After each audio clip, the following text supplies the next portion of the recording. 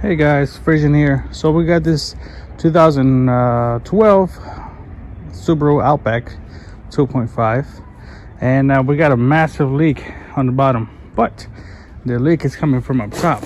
So there was no way for me to tell where the oil was coming from because everything up top was flooded, and the whole engine on the bottom side was completely covered with oil.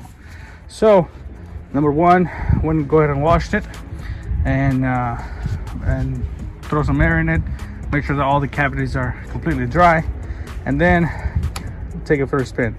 So when we came back, it was full of oil, all this area, and specifically dripping from the back of the engine.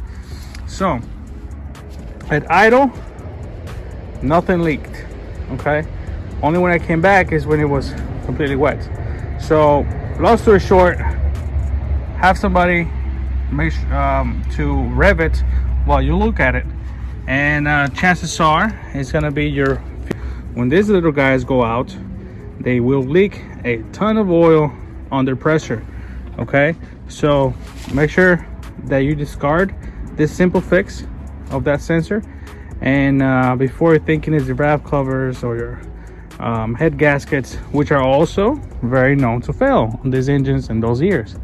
Okay, so but in this specific situation, it's just this little guy, about 30-40 bucks or so, and a 24mm socket worked for me. So yeah, go ahead and replace it.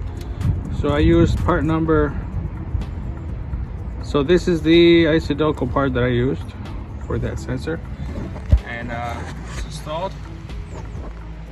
No more leaks.